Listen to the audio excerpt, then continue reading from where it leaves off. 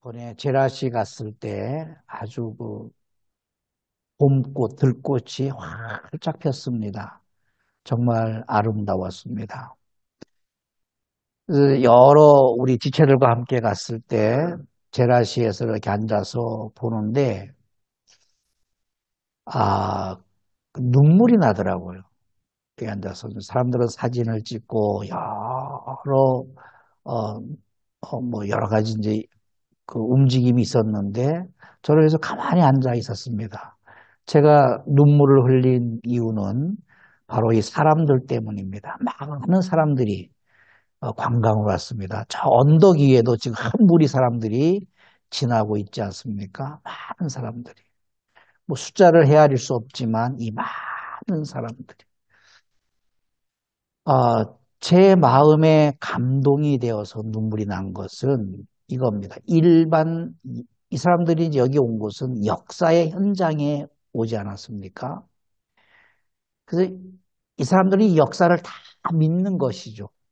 누구도 이 현장에 와서 흔적들을 보면서 이 역사를 부정할 사람은 단 한 사람도 없습니다. 그래서 일반 역사는 이런 흔적을 남깁니다. 과학적이고 역사적이고 역사적이라는 것은 곧 과학적이라는 겁니다. 흔적이 있어야 어떤 돌 하나도 남아야 되고 기둥이라도 남아 있어야만이 이것을 역사의 흔적이라고 말합니다. 자, 그런데 제 마음이 아팠던 이유는 하나님의 역사는 흔적을 남기지 않았습니다.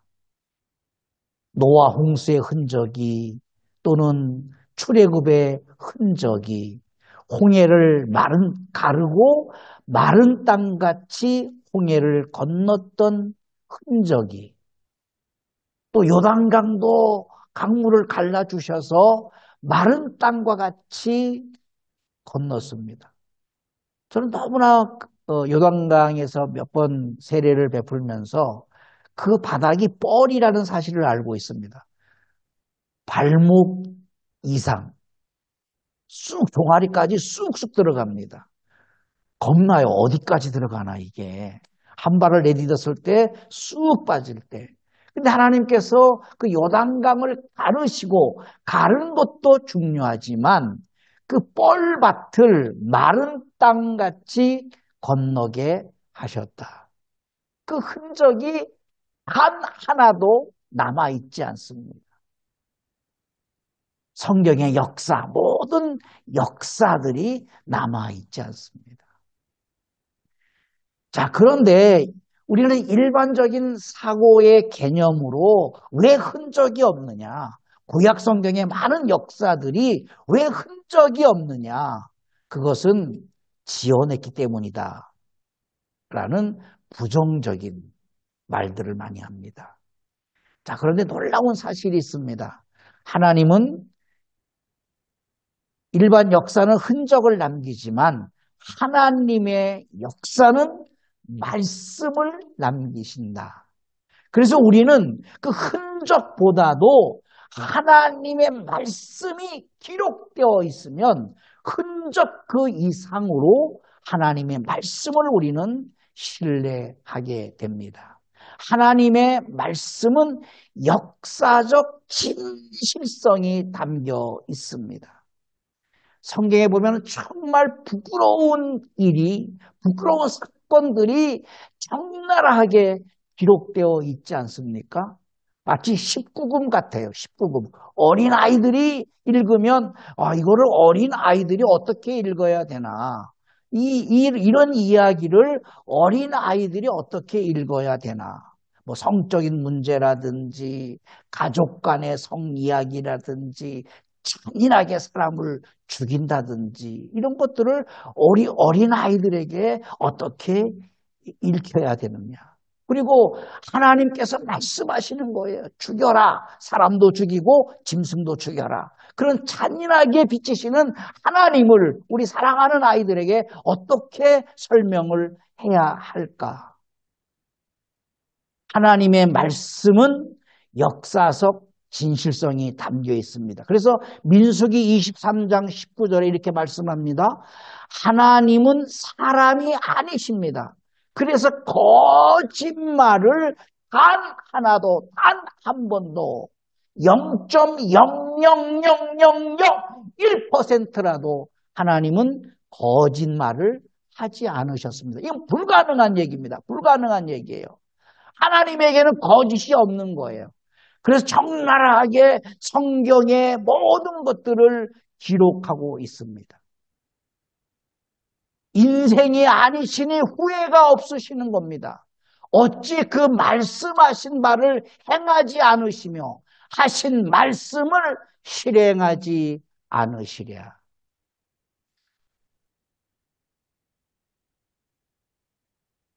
우리가 역사의 현장을 보면서 그 역사의 현장에 남겨져 있는 돌기둥들, 이런 것들을 보면서 그 이상으로 하나님께서 역사를 말씀으로 남겨진 것을 얼마나 우리가 믿고 있는지.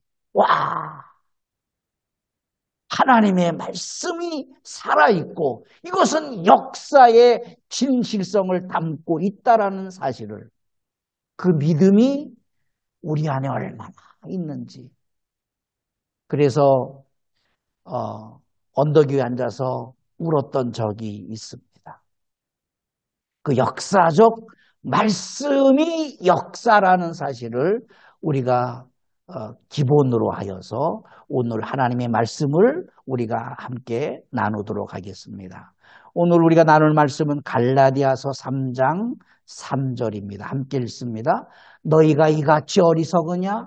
성령으로 시작하였다가 이제는 육체로 마치겠느냐?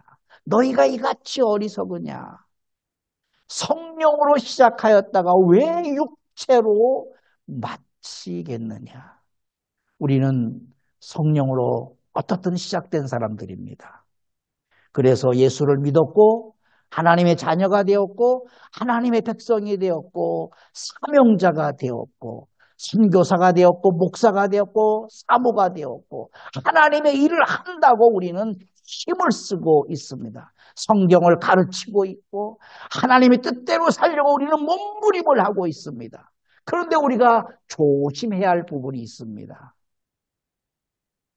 신앙의 연조가 점점 깊어가면서 사역의 역사가 점점 나이 들어가면서 성령을 의지하지 않고 하나님의 말씀의 기준이 되지 않고 이제는 세상적 이치, 사회적 이치, 어떤 내가 알고 있는 육체적 감각만으로 우리가 사역을 하게 되는 것이 아닌지 오늘 그 말씀을 하고 계시는 것입니다. 두 가지가 있습니다. 성령으로 시작하였다가 육체로 마치는 사람이 있고 시작은 믿음이 없었어요. 육체로 시작하였다가 끝이 성령으로 마치는 사람이 있습니다. 우리는 지금 이 전자에 해당합니다. 우리는 성령으로 시작했어요. 부름받았어요. 하나님의 일을 하려고 몸부림하고 있습니다.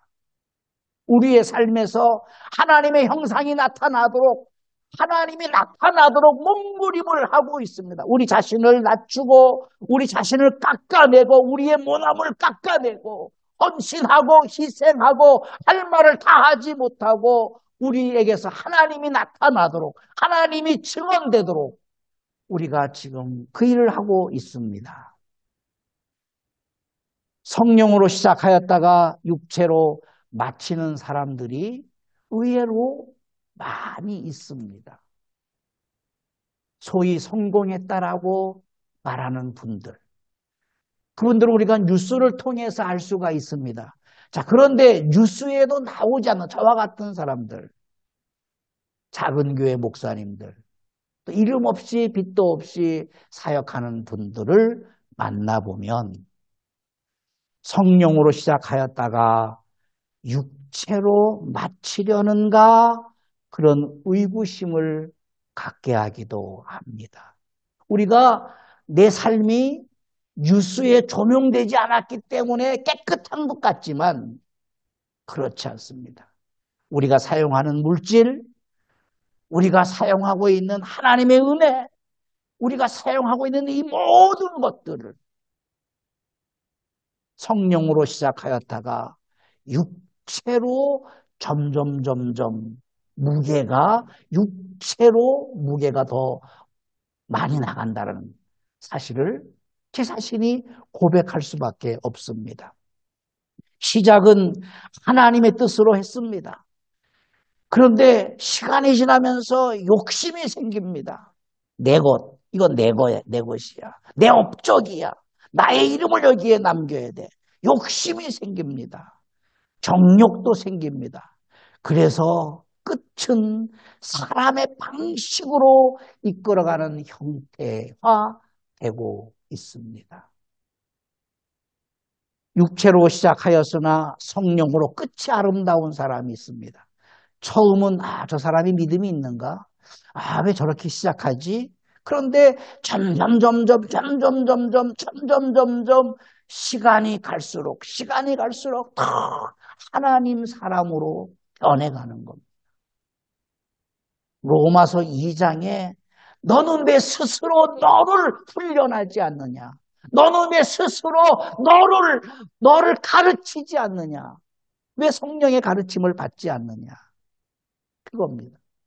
시작은 믿음 없이 사람의 생각으로 하였으나 철저하게 회개하여서 끝은 하나님의 뜻대로 자신을 가꾸어가는 모습을 발견하게 됩니다.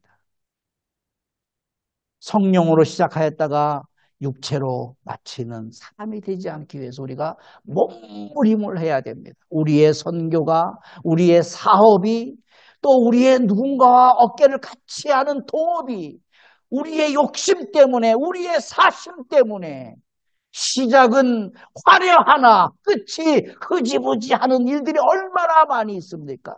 작은 일부터 아주 큰 일에 이르기까지.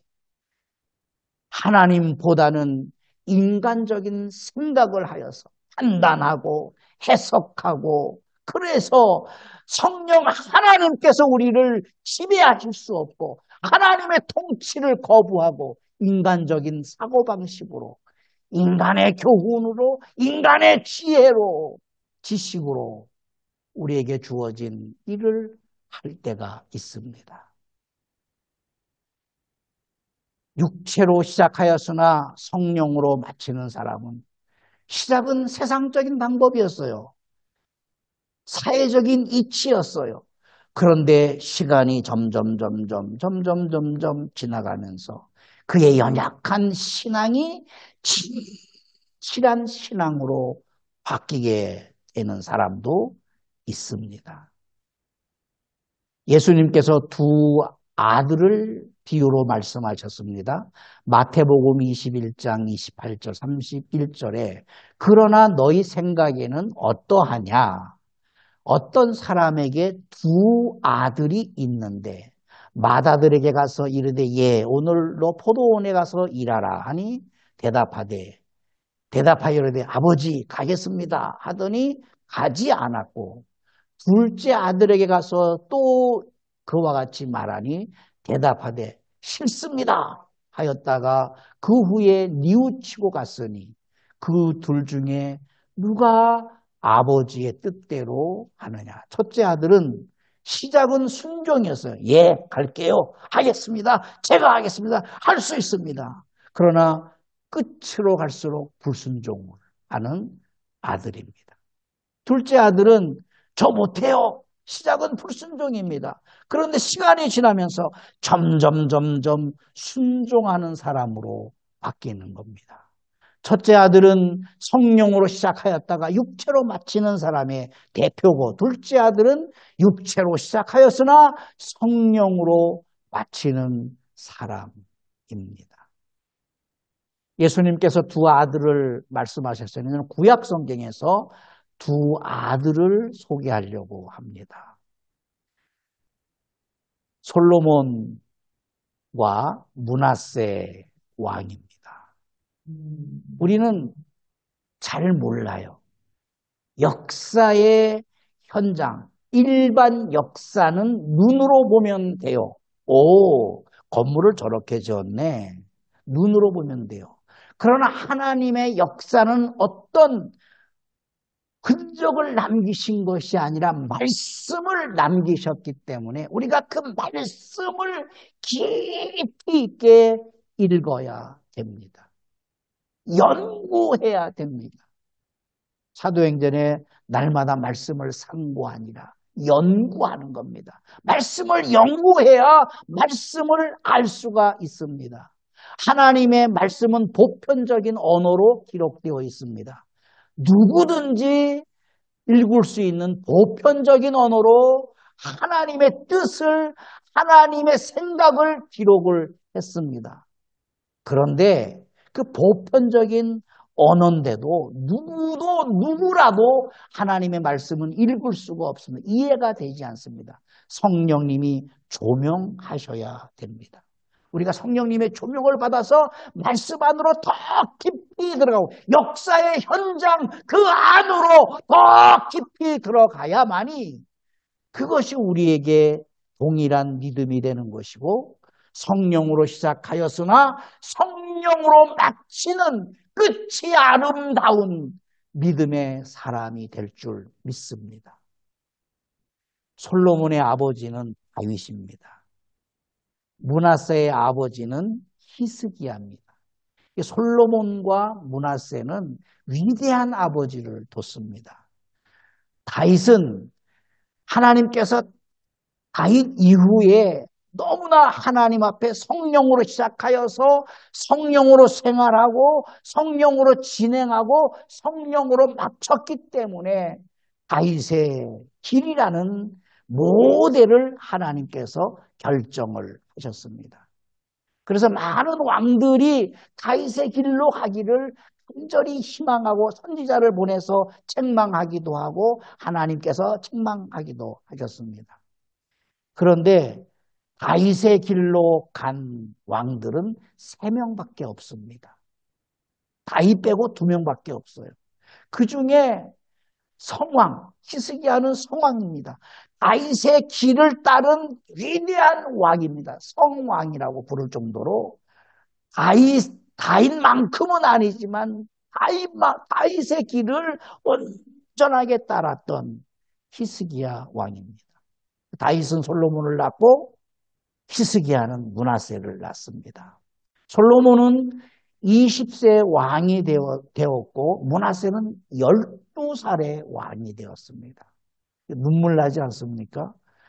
지금 말하면 20살도 애고 12살은 엄마 젖을 먹어야 할 그런 나이예요.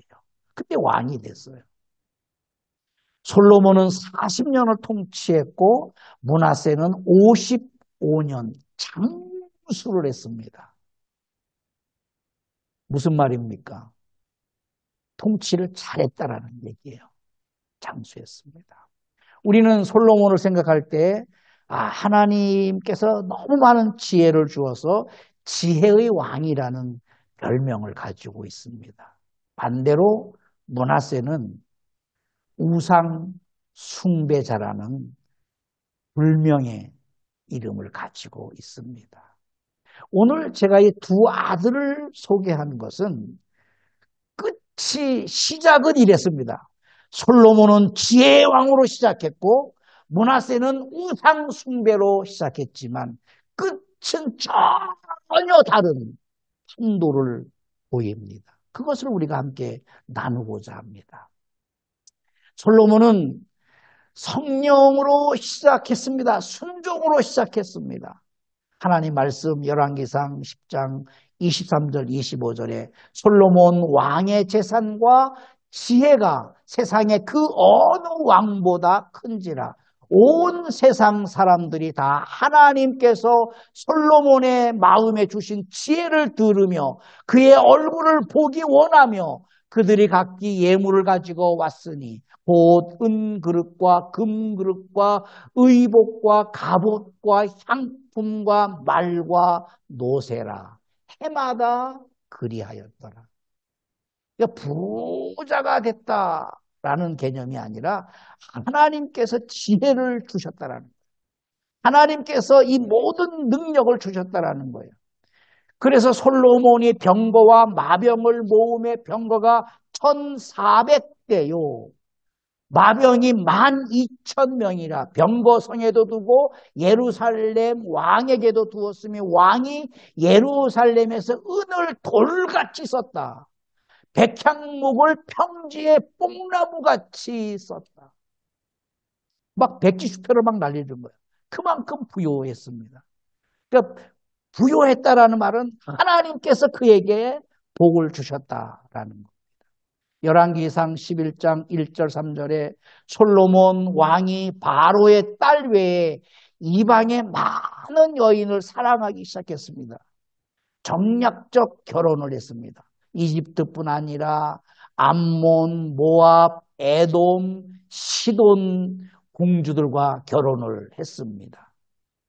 평화 정책을 쓰기 위해서 사돈이 되고 내가 결혼을 통해서 전쟁을 억제하고 무역을 왕성화시켰습니다. 여호와께서 일찍이 여러 백성에 대하여 이스라엘 자손에게 말씀하시기를 너희는 그들과 서로 통혼하지 말며 그들과 너희와 서로 통혼하게 하지 말라. 그들이 반드시 너희의 마음을 돌려 그들의 신들을 따르게 하리라 하였으나 솔로몬이 그들을 사랑하였다. 그래서 얼마나 많은 부인을 뒀느냐. 왕은 후궁이 700명입니다. 후궁이. 700명의 후궁을 뒀습니다. 첩이 300명입니다. 3명. 후궁과 첩의 사이를 잘 모르겠지만 어떻든 300명, 700명, 부인이 1000명을 뒀습니다. 부인. 그의 여인들이 왕의 마음을 돌아서게 했습니다. 하나님으로부터 돌아서게 했습니다. 솔로몬이 하나님이 어마어마하게 복을 주었습니다. 다윗의 영령으로 말미암아 어마어마하게 쌓을 곳이 없도록 막 부어주셨습니다. 부귀영화가 넘쳤습니다. 하나님을 더 영화롭게 하는 것이 아니라 여인들을 사랑하기 시작했습니다. 치마폭에 놀아났습니다. 1000명의 부인을 뒀습니다. 성령으로 시작하였고 순종의 사람이었으나 결국은 육체로 우상 숭배자로 역사에 남겨집니다. 열왕기상 11장 4절 8절에 솔로몬의 나이가 많을 때에 그 여인들이 1000명이나 되는 그 여인들이 그의 마음을 돌려 다른 신들을 따르게 하였으므로 왕의 마음이 그의 아버지 다윗의 마음과 같지 아니하여 그의 하나님 여호와 앞에 온전하지 못하였으니 이는 시돈 사람의 여신 아스다롯을 따르고 암몬 사람의 가증한 밀곰을 따릅니다. 솔로몬이 여호와의 눈앞에서 악을 행하여 그의 아버지 다윗의 여호와를 온전히 따름같이 따르지 아니하고 모압의 가증한 그모스를 위하여 예루살렘 앞 산에 산당을 지었고 또 암몬 자손의 가증한 몰록을 위하여 그와 같이 하였으며 그가 또 그의 이방 여인들을 위하여 다 그와 같이 한지라. 그들이 자기의 신들에게 분향하며 제사하였더라. 그래서 열왕기상 11장 9절에 솔로몬이 마음을 돌려 이스라엘 하나님 여호와를 떠남으로 여호와께서 그에게 진노하셨다. 그것이 나라가 분열되는 겁니다. 다윗의 믿음 때문에는 솔로몬 시대에는 나라가 분열되지 않지만 솔로몬의 아들 시대에는 나라가 분열되게 될 것이다. 열왕기상 11장 31절 33절입니다. 여로보암에게 이게 북방 이스라엘 왕이 될 사람입니다. 여로보암에게 이르되 너는 10조각을 가져라. 10지파를 데리고 나가라. 이스라엘의 하나님 여호와의 말씀이 내가 이 나라를 솔로몬에서 찢어서 빼앗아 열 지파를 너에게 주겠다. 오직 내 종 다윗을 위하고 이스라엘 모든 지파 중에서 택한 성읍 예루살렘을 위하여 한 지파만을 솔로몬에게 주리니 이는 그들이 나를 버리고 시돈 사람의 여신 아스다롯과 모압의 신 그모스와 암몬 자손의 신 밀곰을 경배하며 그의 아버지 다윗이 행함 같지 아니하며 내 길로 행하지 아니하며 나 보기에 정직한 일과 내 법도와 내 율례를 행하지 아니함이니라. 솔로몬의 업적입니다. 시작은 성령으로 시작했습니다. 화려했습니다. 성전을 지었습니다. 첫 번째를 하나님 앞에 제사를 했습니다. 하나님이 감동을 받으셨어요. 내가 너에게 무엇을 해주기로 하느냐. 예, 저는 이 백성을 잘 다스릴 수 있는 지혜를 주시옵소서. 하나님이 감동했습니다. 다른 것을 구하지 아니하고 지혜를 구했기 때문에 내가 어떤 왕보다도 더 지혜를 주고 그리고 이 땅에 있는 모든 복을 내가 너에게 더해서 주겠다. 솔로몬은 번창했습니다. 전쟁이 없었습니다. 그런데 그의 끝은 점점 하나님에게서 떠났습니다. 므낫세가 있습니다. 시작은 육체로 시작합니다. 불순종의 사람입니다. 우리가 생각할 때 므낫세는 불순종의 사람입니다. 열왕기하 21장 2절 7절에 므낫세가 여호와 보시기에 악을 행하여 여호와께서 이스라엘 자손 앞에서 쫓아내신 이방 사람의 가증한 일을 따라서 그의 아버지 히스기야가 헐어버린 산당들을 다시 세우며 이스라엘의 왕 아합의 행위를 따라 바알을 위하여 제단을 쌓으며 아세라 목상을 만들며 하늘의 1월 성신을 경배하여 섬기며 여호와께서 손에 이르시기를 내가 내 이름을 예루살렘에 두리라 하신 여호와의 성전에 제단을 쌓았습니다. 또 여호와의 성전 두 마당에 하늘의 1월 성신을 위하여 제단을 쌓았다. 우상 숭배자입니다. 육체로 시작하였습니다. 그런데 하나님께서 고난을 줍니다. 포로로 잡혀가게 합니다. 역대하 33장 11절 17절에 여호와께서 아수르 왕의 군대 지휘관들이 와서 치게 하시며 이 므낫세가 친아수르 정책을 썼거든요. 그런데 자기가 믿었던 그 나라가 자기를 끌고 가는 겁니다. 쳐들어옵니다. 그들이 므낫세를 사로잡고 쇠사슬로 결박하여서 바벨론으로 끌고 갑니다. 그가 환난을 당하여 그의 하나님 여호와께 간구합니다.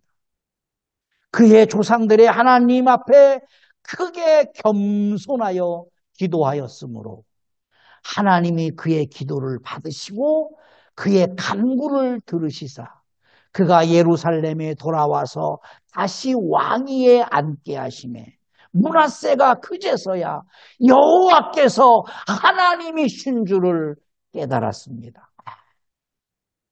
다 가짜였구나.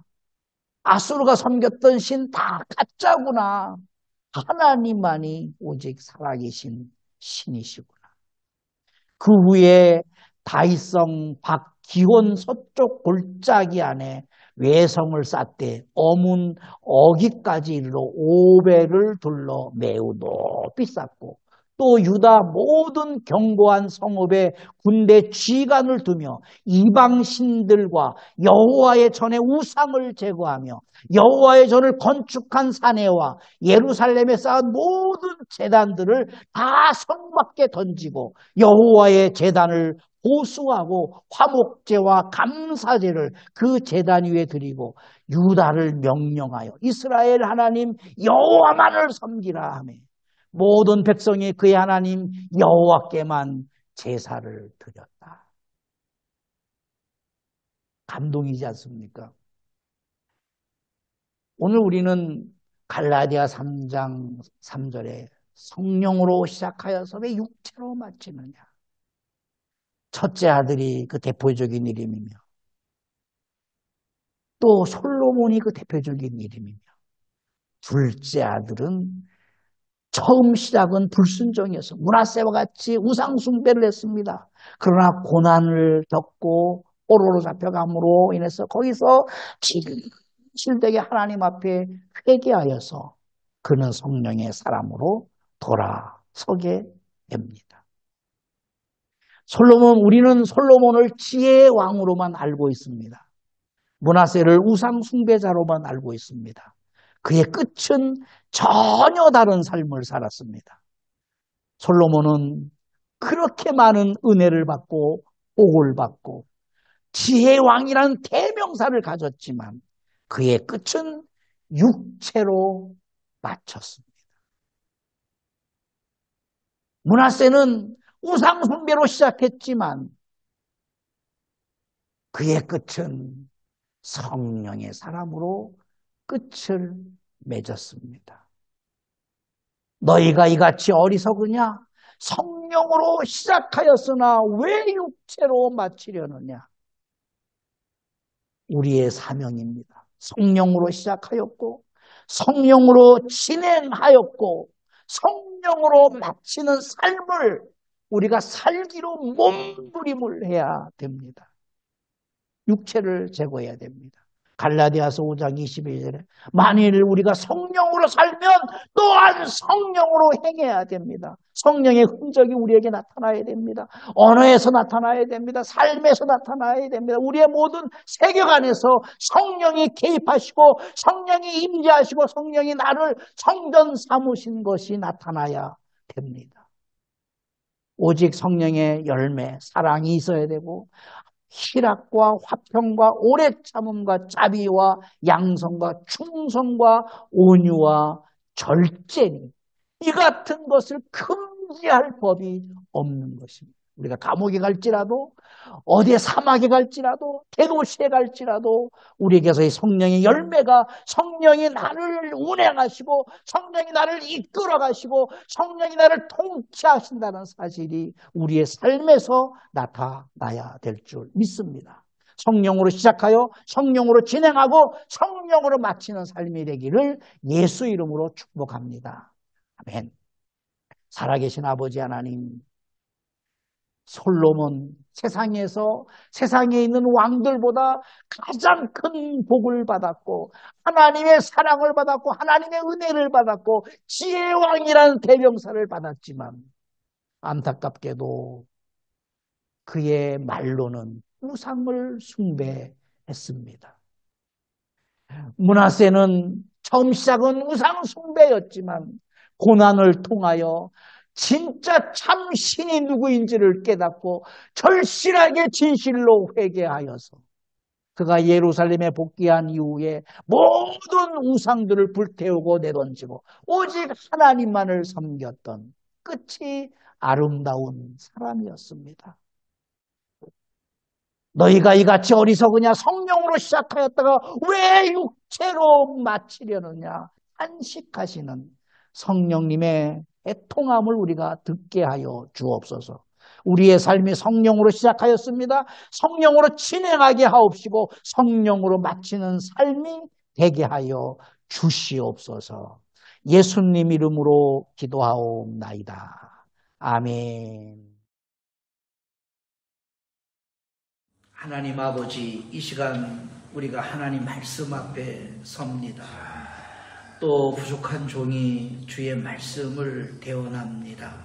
사람의 말을 하지 않게 하옵시고 오직 성령님께서 감동하셔서 하나님 말씀만을 증언하는 이 시간 되게 하여 주시옵소서.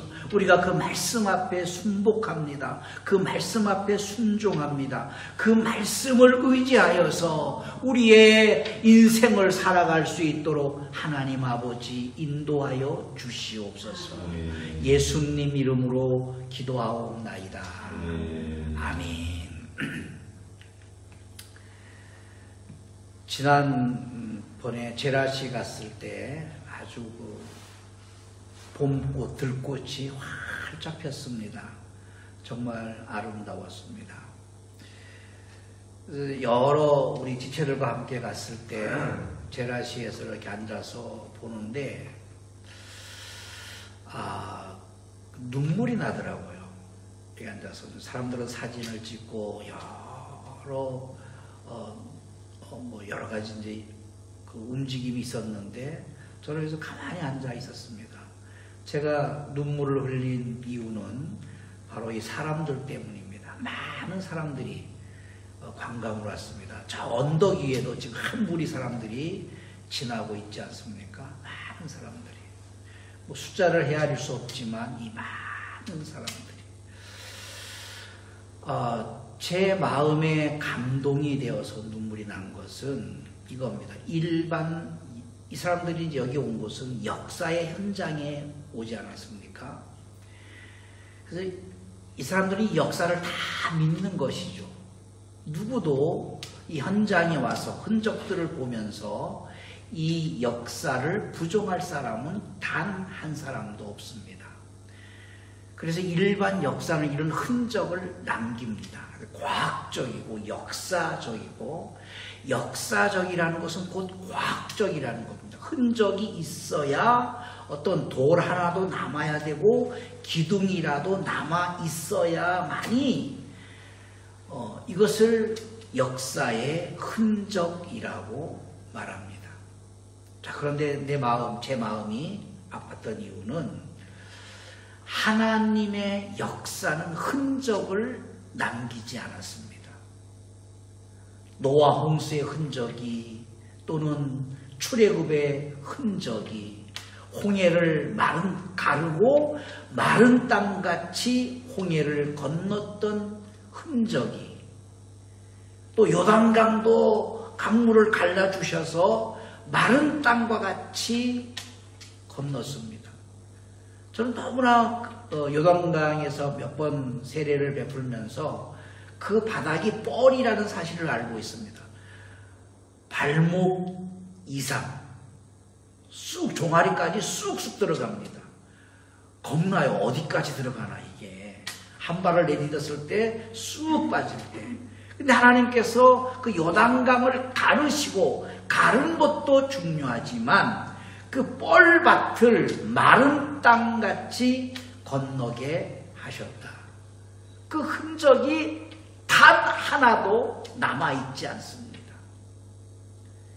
성경의 역사, 모든 역사들이 남아있지 않습니다. 자, 그런데 우리는 일반적인 사고의 개념으로 왜 흔적이 없느냐? 구약 성경의 많은 역사들이 왜 흔적이 없느냐? 그것은 지어냈기 때문이다. 라는 부정적인 말들을 많이 합니다. 자, 그런데 놀라운 사실이 있습니다.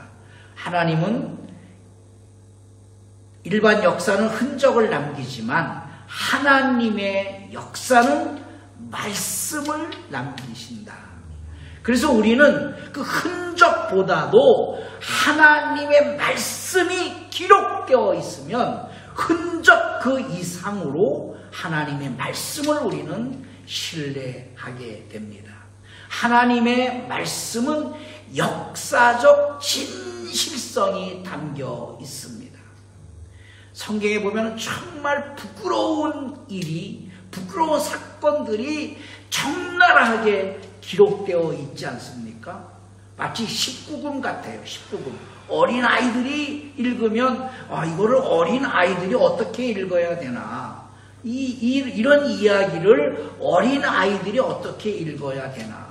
뭐 성적인 문제라든지 가족 간의 성이야기라든지 잔인하게 사람을 죽인다든지 이런 것들을 어린 아이들에게 어떻게 읽혀야 되느냐.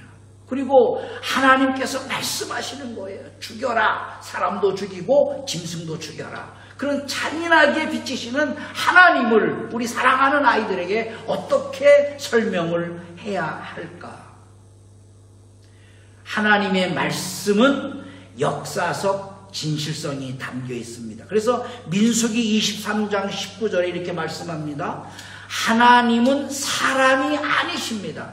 그래서 거짓말을 단 하나도 단 한 번도 0.00001%라도 하나님은 거짓말을 하지 않으셨습니다. 이건 불가능한 얘기입니다. 불가능한 얘기예요. 하나님에게는 거짓이 없는 거예요. 그래서 적나라하게 성경의 모든 것들을 기록하고 있습니다. 인생이 아니시니 후회가 없으시는 겁니다. 어찌 그 말씀하신 바를 행하지 않으시며 하신 말씀을 실행하지 않으시랴.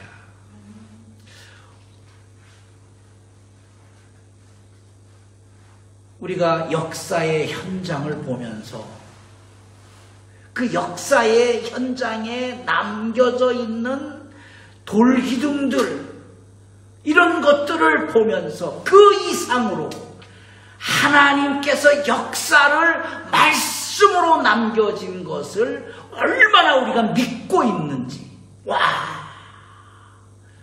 하나님의 말씀이 살아있고 이것은 역사의 진실성을 담고 있다라는 사실을, 그 믿음이 우리 안에 얼마나 있는지. 그래서 언덕 위에 앉아서 울었던 적이 있습니다. 그 역사적 말씀이 역사라는 사실을 우리가 기본으로 하여서 오늘 하나님의 말씀을 우리가 함께 나누도록 하겠습니다. 오늘 우리가 나눌 말씀은 갈라디아서 3장 3절입니다. 함께 읽습니다. 너희가 이같이 어리석으냐? 성령으로 시작하였다가 이제는 육체로 마치겠느냐? 너희가 이같이 어리석으냐? 성령으로 시작하였다가 왜 육체로 마치겠느냐? 우리는 성령으로 어떻든 시작된 사람들입니다. 그래서 예수를 믿었고 하나님의 자녀가 되었고 하나님의 백성이 되었고 사명자가 되었고 선교사가 되었고 목사가 되었고 사모가 되었고 하나님의 일을 한다고 우리는 힘을 쓰고 있습니다.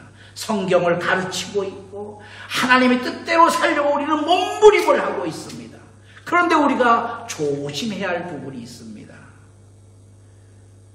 신앙의 연조가 점점 깊어가면서 사역의 역사가 점점 나이 들어가면서 성령을 의지하지 않고 하나님의 말씀의 기준이 되지 않고 이제는 세상적 이치, 사회적 이치, 어떤 내가 알고 있는 육체적 감각만으로 우리가 사역을 하게 되는 것이 아닌지 오늘 그 말씀을 하고 계시는 것입니다.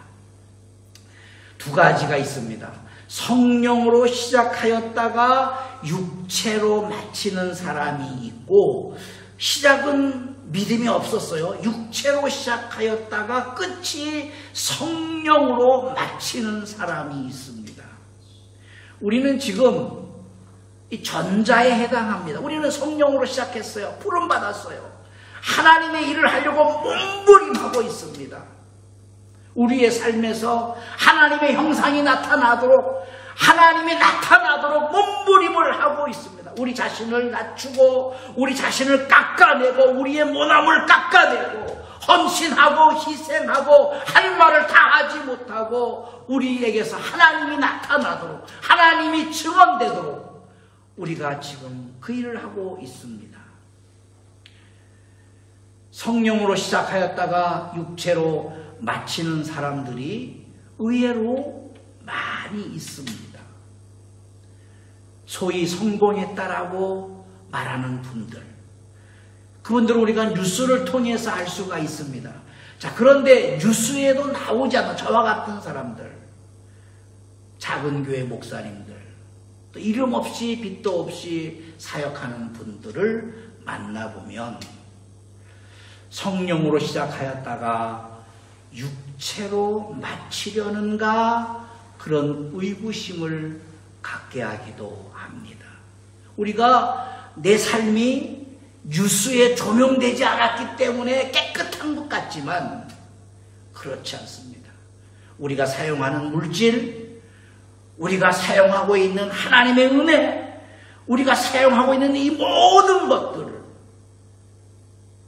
성령으로 시작하였다가 육체로 점점 육체로 무게가 더 많이 나간다는 사실을 제 자신이 고백할 수밖에 없습니다. 시작은 하나님의 뜻으로 했습니다. 그런데 시간이 지나면서 욕심이 생깁니다. 내 것, 이건 내 거야, 내 것이야. 내 업적이야. 나의 이름을 여기에 남겨야 돼. 욕심이 생깁니다. 정욕도 생깁니다. 그래서 끝은 사람의 방식으로 이끌어가는 형태화되고 있습니다. 육체로 시작하였으나 성령으로 끝이 아름다운 사람이 있습니다. 처음은 저 사람이 믿음이 있는가? 왜 저렇게 시작하지? 그런데 점점 시간이 갈수록 더 하나님 사람으로 변해가는 겁니다. 로마서 2장에 너는 왜 스스로 너를 훈련하지 않느냐? 너는 왜 스스로 너를 가르치지 않느냐? 왜 성령의 가르침을 받지 않느냐? 그겁니다. 시작은 믿음 없이 사람의 생각으로 하였으나 철저하게 회개하여서 끝은 하나님의 뜻대로 자신을 가꾸어가는 모습을 발견하게 됩니다. 성령으로 시작하였다가 육체로 마치는 사람이 되지 않기 위해서 우리가 몸부림을 해야 됩니다. 우리의 선교가, 우리의 사업이, 또 우리의 누군가와 어깨를 같이 하는 동업이, 우리의 욕심 때문에, 우리의 사심 때문에 시작은 화려하나 끝이 흐지부지 하는 일들이 얼마나 많이 있습니까? 작은 일부터 아주 큰 일에 이르기까지 하나님보다는 인간적인 생각을 하여서 판단하고 해석하고, 그래서 성령 하나님께서 우리를 지배하실 수 없고 하나님의 통치를 거부하고 인간적인 사고방식으로, 인간의 교훈으로, 인간의 지혜로, 지식으로 우리에게 주어진 일을 할 때가 있습니다. 육체로 시작하였으나 성령으로 마치는 사람은, 시작은 세상적인 방법이었어요. 사회적인 이치였어요. 그런데 시간이 점점 지나가면서 그의 연약한 신앙이 진실한 신앙으로 바뀌게 되는 사람도 있습니다. 예수님께서 두 아들을 비유로 말씀하셨습니다. 마태복음 21장 28절 31절에 그러나 너희 생각에는 어떠하냐? 어떤 사람에게 두 아들이 있는데 맏아들에게 가서 이르되 예 오늘로 포도원에 가서 일하라 하니 대답하여 이르되 아버지 가겠습니다 하더니 가지 않았고, 둘째 아들에게 가서 또 그와 같이 말하니 대답하되 싫습니다 하였다가 그 후에 뉘우치고 갔으니 그 둘 중에 누가 아버지의 뜻대로 하느냐? 첫째 아들은 시작은 순종이었어요. 예, 갈게요. 하겠습니다. 제가 하겠습니다. 할 수 있습니다. 그러나 끝으로 갈수록 불순종을 하는 아들입니다. 둘째 아들은 저 못해요. 시작은 불순종입니다. 그런데 시간이 지나면서 점점 순종하는 사람으로 바뀌는 겁니다. 첫째 아들은 성령으로 시작하였다가 육체로 마치는 사람의 대표고, 둘째 아들은 육체로 시작하였으나 성령으로 마치는 사람입니다. 예수님께서 두 아들을 말씀하셨어요. 구약 성경에서 두 아들을 소개하려고 합니다. 솔로몬과 므낫세 왕입니다. 우리는 잘 몰라요. 역사의 현장, 일반 역사는 눈으로 보면 돼요. 오, 건물을 저렇게 지었네. 눈으로 보면 돼요. 그러나 하나님의 역사는 어떤 흔적을 남기신 것이 아니라 말씀을 남기셨기 때문에 우리가 그 말씀을 깊이 있게 읽어야 됩니다. 연구해야 됩니다. 사도행전에 날마다 말씀을 상고하니라, 연구하는 겁니다. 말씀을 연구해야 말씀을 알 수가 있습니다. 하나님의 말씀은 보편적인 언어로 기록되어 있습니다. 누구든지 읽을 수 있는 보편적인 언어로 하나님의 뜻을, 하나님의 생각을 기록을 했습니다. 그런데 그 보편적인 언어인데도 누구라도 하나님의 말씀은 읽을 수가 없습니다. 이해가 되지 않습니다. 성령님이 조명하셔야 됩니다. 우리가 성령님의 조명을 받아서 말씀 안으로 더 깊이 들어가고 역사의 현장 그 안으로 더 깊이 들어가야만이 그것이 우리에게 동일한 믿음이 되는 것이고, 성령으로 시작하였으나 성령으로 마치는 끝이 아름다운 믿음의 사람이 될 줄 믿습니다. 솔로몬의 아버지는 다윗입니다. 므낫세의 아버지는 히스기야입니다. 솔로몬과 므낫세는 위대한 아버지를 뒀습니다. 다윗은 하나님께서 다윗 이후에 너무나 하나님 앞에 성령으로 시작하여서 성령으로 생활하고 성령으로 진행하고 성령으로 마쳤기 때문에 다윗의 길이라는 모델을 하나님께서 결정을 하셨습니다. 그래서 많은 왕들이 다윗의 길로 가기를 간절히 희망하고 선지자를 보내서 책망하기도 하고 하나님께서 책망하기도 하셨습니다.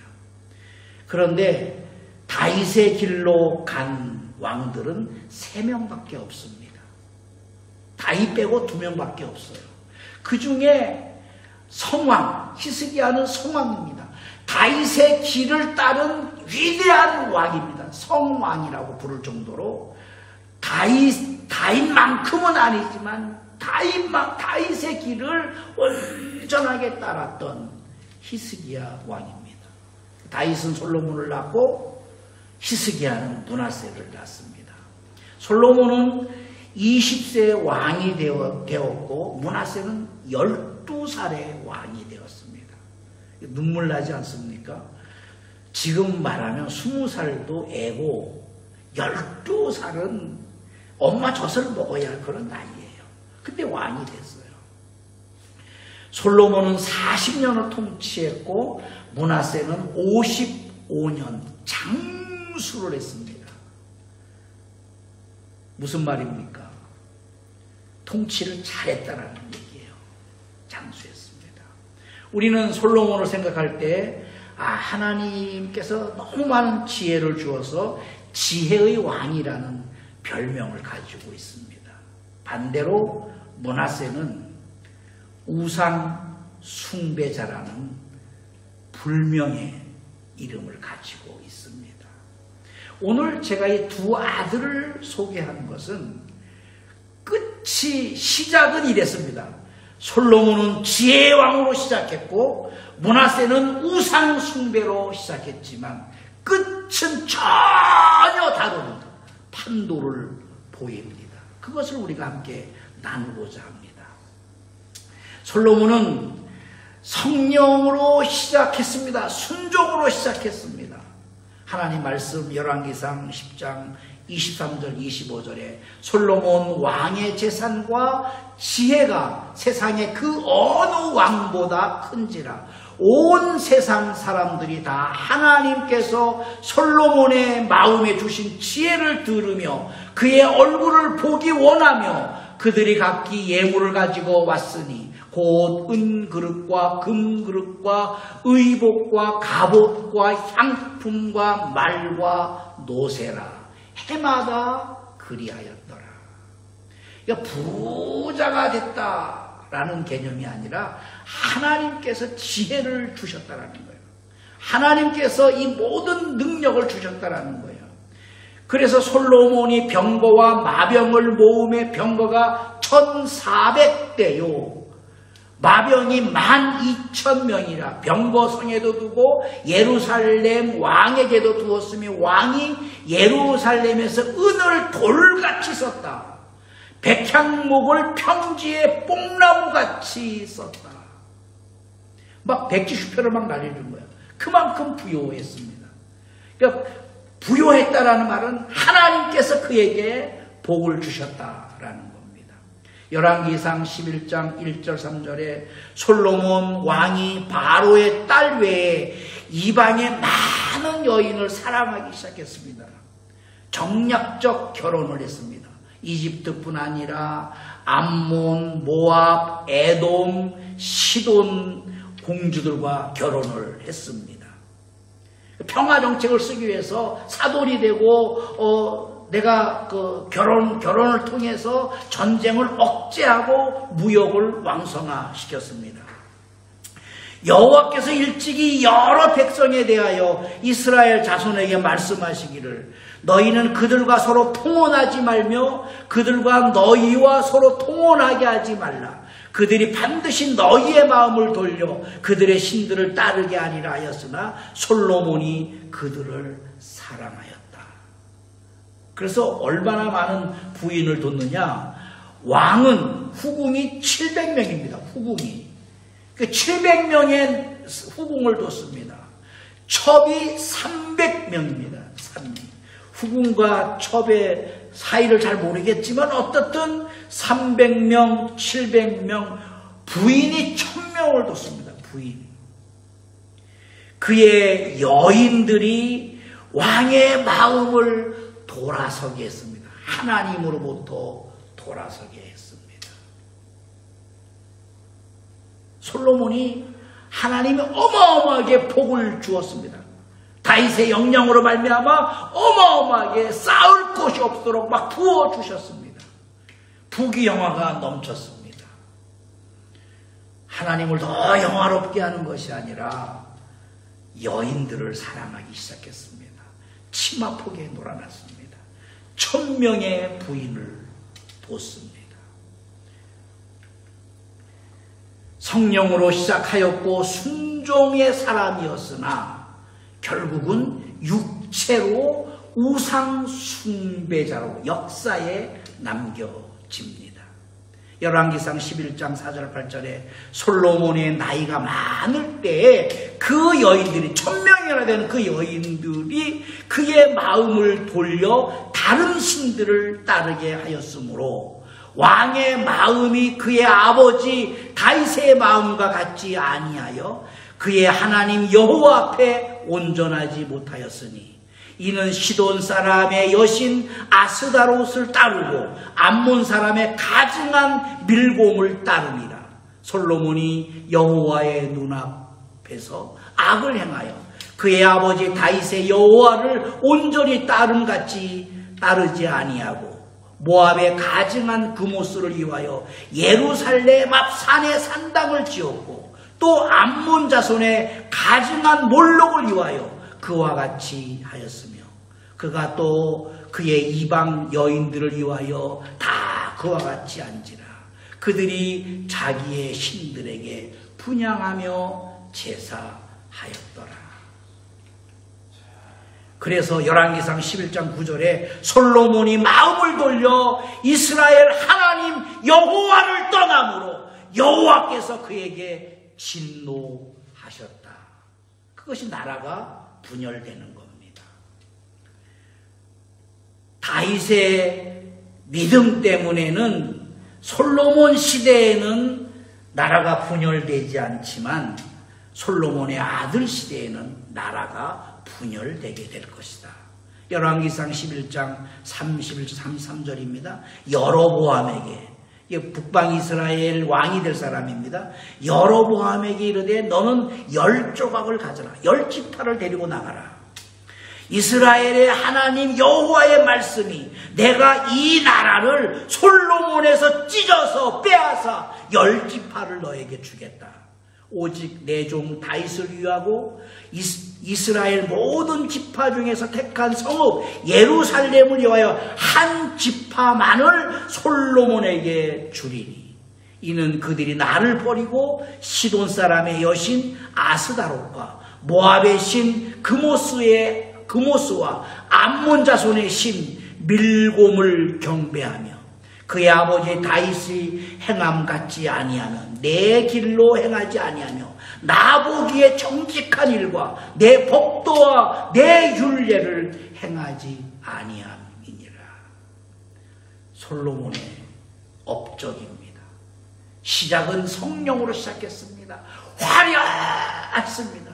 성전을 지었습니다. 1000번제를 하나님 앞에 제사를 했습니다. 하나님이 감동을 받으셨어요. 내가 너에게 무엇을 해주기로 하느냐. 예, 저는 이 백성을 잘 다스릴 수 있는 지혜를 주시옵소서.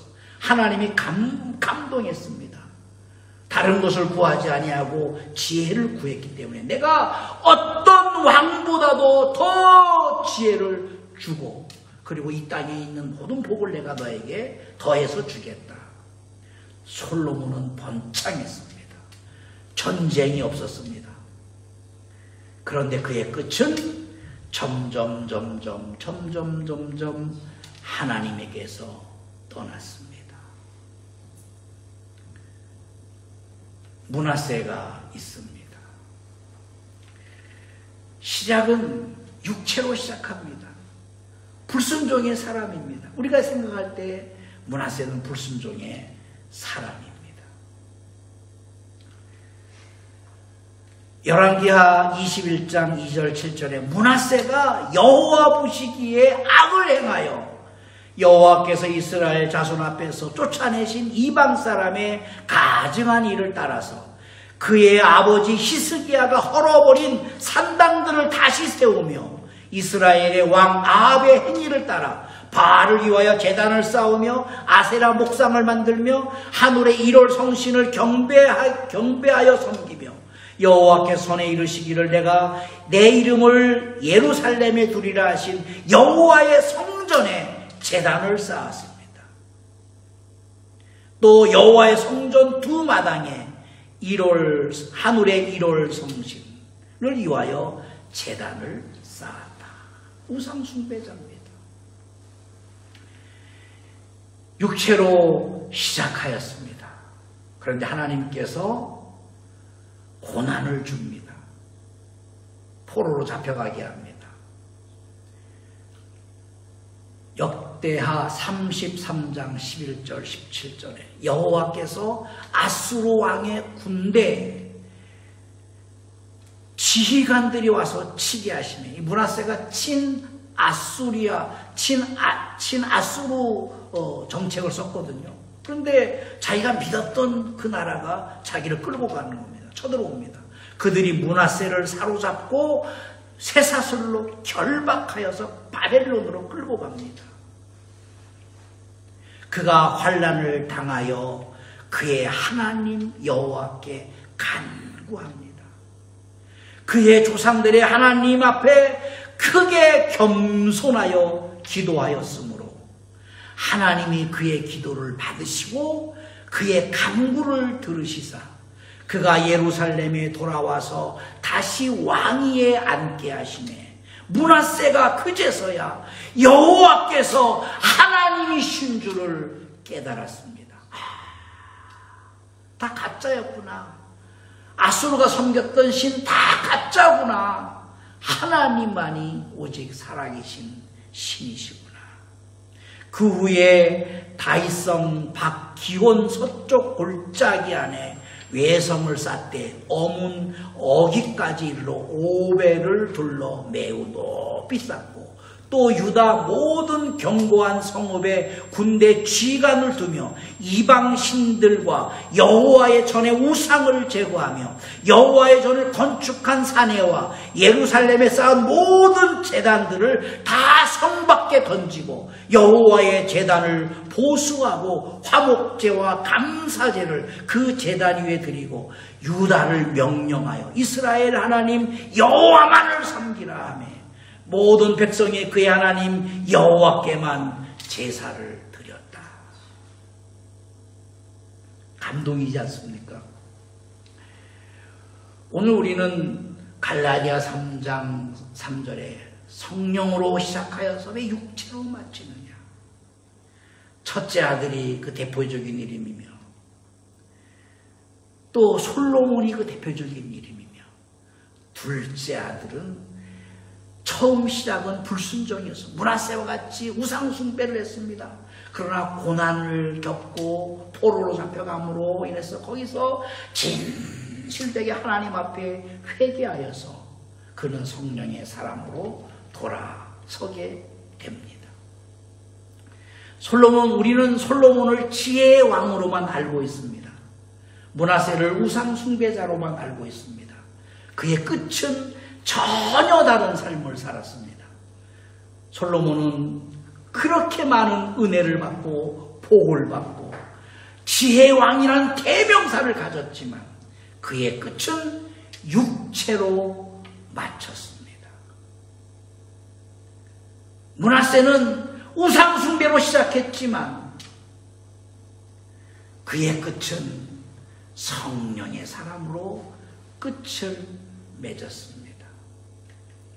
너희가 이같이 어리석으냐? 성령으로 시작하였으나 왜 육체로 마치려느냐?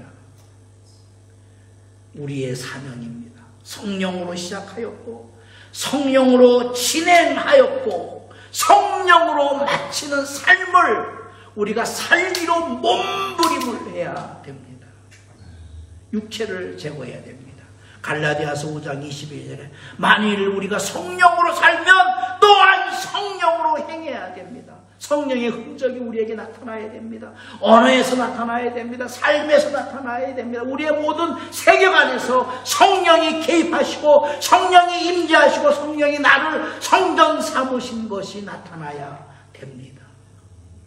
오직 성령의 열매, 사랑이 있어야 되고 희락과 화평과 오래 참음과 자비와 양성과 충성과 온유와 절제 이 같은 것을 금지할 법이 없는 것입니다. 우리가 감옥에 갈지라도 어디에 사막에 갈지라도 대도시에 갈지라도 우리에게서 이 성령의 열매가 성령이 나를 운행하시고 성령이 나를 이끌어가시고 성령이 나를 통치하신다는 사실이 우리의 삶에서 나타나야 될 줄 믿습니다.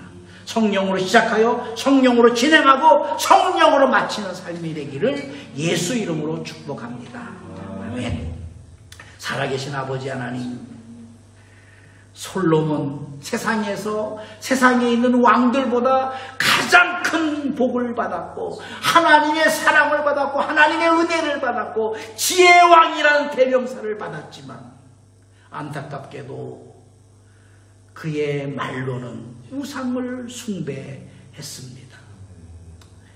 므낫세는 처음 시작은 우상 숭배였지만 고난을 통하여 진짜 참 신이 누구인지를 깨닫고 절실하게 진실로 회개하여서 그가 예루살렘에 복귀한 이후에 모든 우상들을 불태우고 내던지고 오직 하나님만을 섬겼던 끝이 아름다운 사람이었습니다. 너희가 이같이 어리석으냐? 성령으로 시작하였다가 왜 육체로 마치려느냐? 탄식하시는 성령님의 애통함을 우리가 듣게 하여 주옵소서. 우리의 삶이 성령으로 시작하였습니다. 성령으로 진행하게 하옵시고 성령으로 마치는 삶이 되게 하여 주시옵소서. 예수님 이름으로 기도하옵나이다. 아멘.